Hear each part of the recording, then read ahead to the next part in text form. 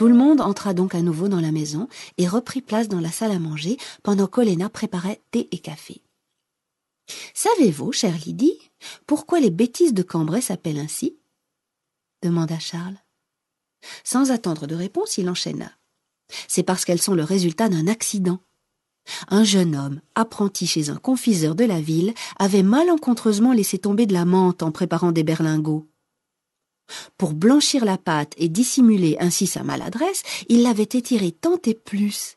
Les berlingots accidentels avaient été vendus. Et ils avaient beaucoup plu, on en avait redemandé. Ainsi sont nées les bêtises. « C'est vrai ?» fit Lydie. « Quelle belle histoire. Vous voyez que j'ai raison de vouloir aller à Cambrai. »« Et vous la racontez si bien, » ajouta Flora. « Oui, mais c'est l'heure d'y aller, » dit Henriette. « Vous dites ça comme si un train nous attendait, » lui lança Flora. « Oh, ne parlez pas de train, ma chère, » rétorqua-t-elle. « Si vous n'aviez pas une allergie au chemin de fer, nous serions à Lisbonne demain. Mais et si vous preniez l'avion comme tout le monde, nous y serions déjà, » répliqua Flora. Théo, éclatant de rire, mit fin à la joute et donna le signal du départ. Il y eut des embrassades, des promesses, des vœux, puis le ronronnement du gros moteur, et des mains qui s'agitèrent tandis que la voiture démarrait, descendait l'allée et quittait la moisson dans la lumière du petit jour.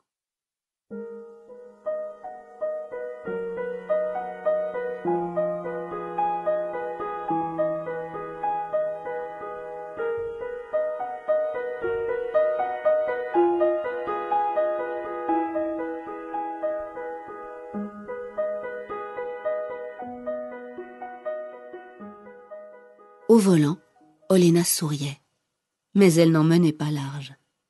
C'était une grande voiture, et sans doute imaginait-elle qu'elle n'en était que plus visible, elle, l'Ukrainienne, si loin de son pays et sans le moindre droit d'être là. Assise sur le siège du passager où elle disposait de l'espace nécessaire pour ses jambes souvent douloureuses, Lydie consultait une des nombreuses cartes fournies par Charles. Comme si elle avait lu dans les pensées de la conductrice, elle dit « Ce n'est pas si loin l'Ukraine finalement, pas plus loin que le Portugal. »« Mais dans l'autre direction tout de même, » fit Henriette. « Oh, il ne faut pas trop croire les cartes, » dit Flora.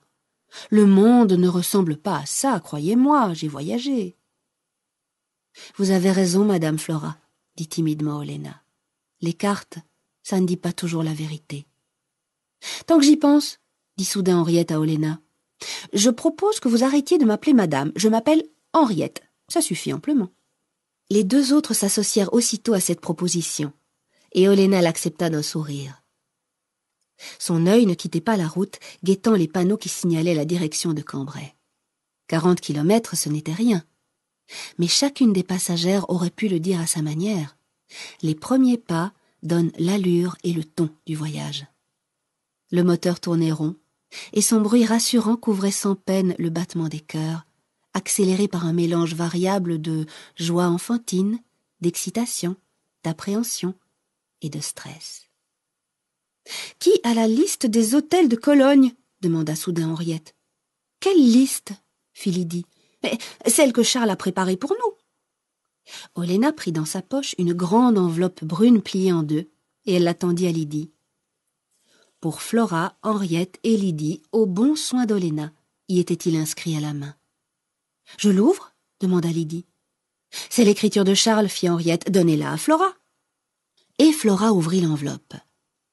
La lettre qu'elle contenait leur révéla que Charles et Théo avaient réservé des chambres pour elles quatre dans un petit hôtel de Cologne, qui, à en croire l'employé de l'agence de voyage qu'ils avaient consulté, était très confortable et bien situé. C'était leur cadeau de bon voyage. Des billets de banque allemands accompagnaient la lettre, et il y avait aussi une liste d'hôtels et de pensions de famille pour chacune des étapes prévues. « Comme ils sont gentils !» s'exclama Lydie. « Ah, Charles est un vrai gentleman !» confirma Flora. « Tous les deux le sont !» fit Henriette. Le long de la route, à plusieurs reprises, la même affiche avait été collée sur des murs et sur des panneaux. « Regardez !» s'exclama Henriette. « Il y a un meeting aérien !»« Où ça ?» fit Flora. « Ici, à Cambrai, le mois prochain. Vous n'avez pas vu la grande affiche ? Nous devrions y aller à notre retour. » « Eh bien, ma chère, Vous voilà soudain converti à l'aviation, dit Flora, moi qui ne croyais pas au miracle. Et je n'ai rien contre les avions, répliqua vivement Henriette. Il y a juste que je ne pourrai jamais monter dedans. Mais mon Lucien adorait les meetings aériens. Il était fasciné par ces engins qui volent. Et qui volent vite et loin, fit Flora dans un soupir. Mais vous connaissez le proverbe, dit Lydie. Pour aller vite, allons lentement. Voilà qui est bien dit, conclut Henriette. D'ailleurs, Cambrai n'est plus très loin. Mais comment s'est passée votre visite à Quentin hier matin, lui demanda Lydie. J'ai suivi votre plan. Je lui ai dit que je partais en vacances, avec vous, qui en rêviez depuis si longtemps et qui aviez besoin d'un peu d'aide. Il a trouvé que c'était une très bonne idée. De toute façon, on le transférait dans l'après-midi vers le centre de rééducation. Ça aurait été difficile pour moi d'aller le voir là-bas. Et son moral? Il est toujours triste, mais un peu plus éveillé. Il m'a dit que l'air de la mer lui ferait peut-être du bien. En partant, j'ai vu le médecin. Il m'a confié qu'il était désolé de voir que Quentin ne manifeste toujours aucune envie de se remettre à marcher. La bonne nouvelle, c'est que ses jambes vont mieux. S'il le voulait, dans 1 mois ou 2, il pourrait courir. J'ai l'impression de l'abandonner. Pourtant, c'est pour lui qu'on fait ce voyage, même s'il ne le sait pas. Il le sent sûrement, dit Lydie doucement. Cambrai, dit Oléna. Elle avait raison. Mais comme l'avait prévu Théo, la petite ville n'était pas encore très réveillée, et peu de magasins semblaient ouverts. « Vous êtes vraiment sûr que vous voulez acheter des bêtises ?» demanda Henriette à Lydie. « Bien sûr que oui, dit-elle. En attendant, on pourrait aller voir la cathédrale Notre-Dame-de-Grâce ou le Beffroi, dit Flora. Mais pour ma part, je préférerais aller au jardin public. On y trouve un des plus anciens kiosques de France. » Henriette se tourna vers elle et la regarda avec un mélange de suspicion et d'admiration teintée de jalousie. « Vous en savez des choses ?» lui dit-elle. « Je connais un historien qui s'intéresse à la région » fit Flora d'un air entendu. Après quelques minutes de concertation, il fut décidé qu'Oléna dirigerait la voiture vers le beffroi, puis vers le jardin public. Il faisait doux pour la saison, et les 4 femmes firent une promenade jusqu'au kiosque. Oléna proposa son bras à Lydie, qui lui répondit qu'elle se débrouillait bien avec sa canne, mais elle accepta quand même le bras de la jeune femme. « C'est tellement beau, ce jardin, dit-elle. Et vous imaginez comment ça doit être, un dimanche au soleil, avec des musiciens. » Le moment vint de regagner le centre-ville et d'y chercher la confiserie dont Charles leur avait donné le nom. Elles la trouvèrent bientôt, mais à un endroit où il n'était pas permis de garer une voiture. Oléna alla se ranger plus loin. « Vous voulez que j'aille acheter les bonbons ?» proposa-t-elle. « Vous êtes fatigués, vous avez trop marché dans le parc. » Elles acceptèrent volontiers, lui donnèrent leurs consignes et un peu d'argent. À peine Oléna eut-elle disparu derrière le coin de la rue, qu'une voiture de police s'arrêta 20 mètres derrière l'Opel. Henriette, l'ayant aperçue dans le rétroviseur, se retourna vivement à plusieurs reprises. « La police ?» dit-elle. « Je suis sûre que c'est pour nous. »« Mais non, c'est impossible, » dit Flora. « Je vous dis qu'ils nous cherchent. Mettez-vous au volant, ne restons pas là. »« Pour aller où ?» demanda Lydie. « Nous sommes sans doute mal garés, c'est tout. »« Raison de plus pour bouger, » fit Henriette. « Que signifie ce panneau ?» demanda Lydie. « Que l'emplacement est réservé aux livraisons, c'est marqué en dessous, » dit Flora. « Un des policiers vient de sortir de la voiture, » dit Henriette en blêmissant. « Prenez le volant et démarrez, bon sang. »« Calmez-vous, Henriette, » dit Lydie, « il a l'air d'un brave homme. »« Allez au moins lui parler, » dit Henriette à Flora.